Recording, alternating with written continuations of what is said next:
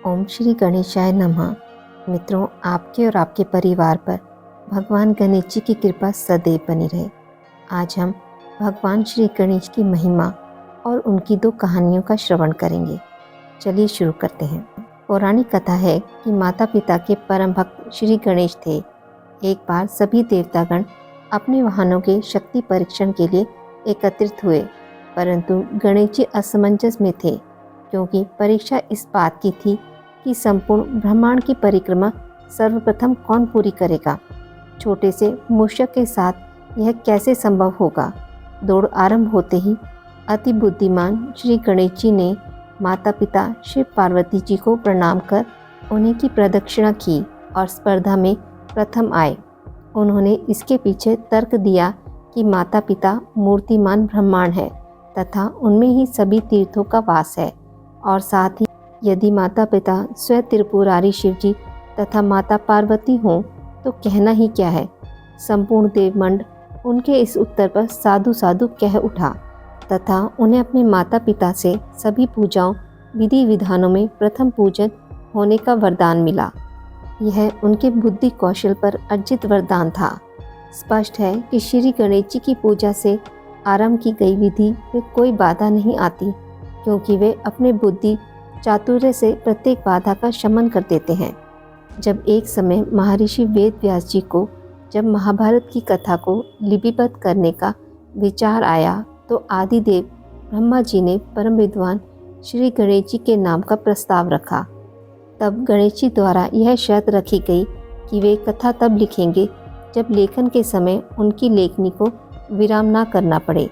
इससे पूर्व परंपरागत पद्धति से कंठस्थ किया जाता था, परंतु जय संहिता जो महाभारत कहलाई प्रथम लिपिबद्ध कथा है।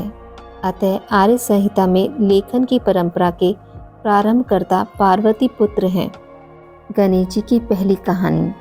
एक समय की बात है, एक भाई बहन रहते थे। बहन का नियम था कि वह अपने भाई का चेहरा देखकर ही खाना खाती थी, पर हर रोज वह सुबह उठती थी और जल्दी जल्दी सारा काम करके अपने भाई का मुख देखने के लिए उसके घर जाती थी। एक दिन रास्ते में एक पीपल के नीचे गणेश जी की मूर्ति रखी थी। उसने भगवान के सामने हाथ जोड़कर कहा कि मेरे जैसा अमर सुहाग और मेरे जैसा अमर पीहर सबको दीजिए। यह कहकर वह आगे बढ़ जाती है। जंगल की झाड़ियों के कांटे उसके पैरों में चुभ जाते हैं। एक दिन भाई के घर पहुंची और भाई का मुख देखकर बैठ गई तो भाभी ने पूछा, पैरों में क्या हो गया। यह सुनकर उसने भाभी को जवाब दिया कि रास्ते में जंगल के कांटे पाँव में चुभ गए हैं। जब वह अपने घर वापस गई तब भाभी ने अपने पति से कहा कि रास्ते को साफ करवा दो, आपकी बहन के पाँव में बहुत सारे कांटे चुभ गए हैं। भाई ने तब कुल्हाड़ी लेकर सारी झाड़ियों को काटकर रास्ता साफ कर दिया, जिससे गणेश जी का स्थान भी वहाँ से हट गया। यह देखकर भगवान गुस्सा हो गए और उसके भाई के प्राण हर लिए। लोग जब अंतिम संस्कार के लिए भाई को लेकर जा रहे थे तब उसकी भाभी रोते हुए लोगों से कही, थोड़ी देर रुक जाओ, उसकी बहन आने वाली है। वह अपने भाई का मुख देखे बिना नहीं रह सकती है, उसका यह नियम है। तब लोग कहने लगे, आज तो देख लेगी, पर कल कैसे देखेगी। रोज की तरह बहन अपने भाई का मुख देखने के लिए जंगल में निकली। तब जंगल में उसने देखा कि सारा रास्ता साफ किया हुआ है। जब वह आगे बढ़ी तो उसने देखा कि सिद्धि विनायक को भी वहां से हटा दिया गया है।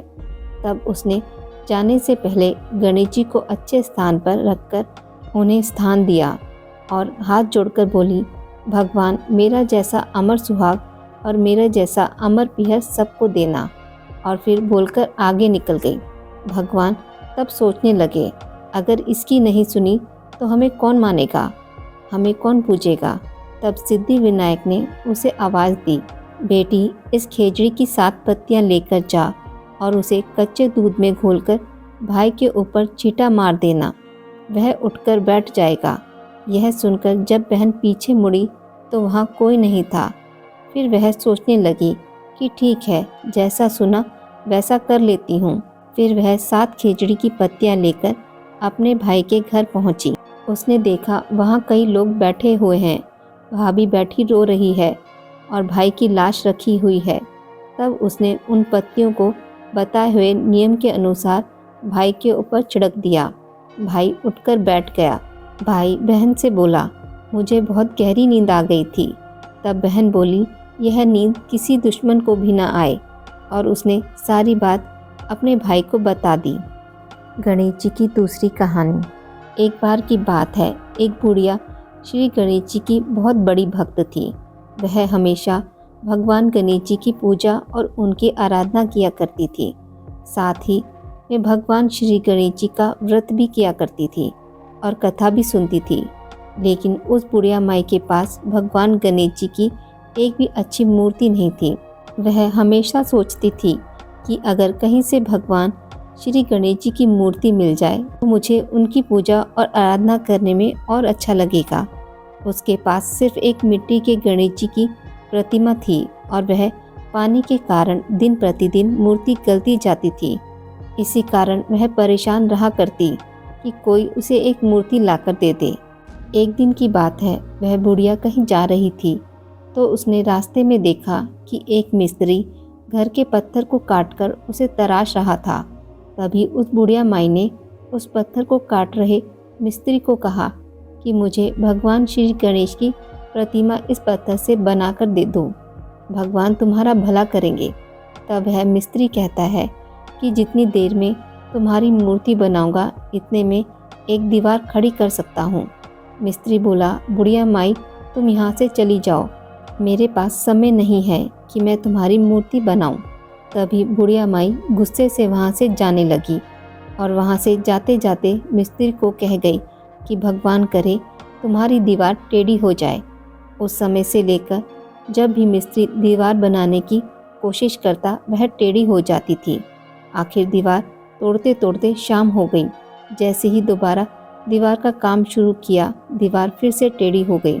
जब वहाँ का मालिक आया और उसने मिस्त्री से पूछा कि यह क्या माजरा है, तुम बार बार दीवार क्यों तोड़ रहे हो। इतने में मिस्त्री कहता है, इसमें मेरी कोई गलती नहीं है। कल सुबह हमारे दरवाजे के सामने एक बुढ़िया माई आई थी और भगवान श्री गणेश जी की मूर्ति बनाने के लिए कह रही थी। मैंने उसकी बात को अनसुना किया और उसे यहाँ से भगा दिया।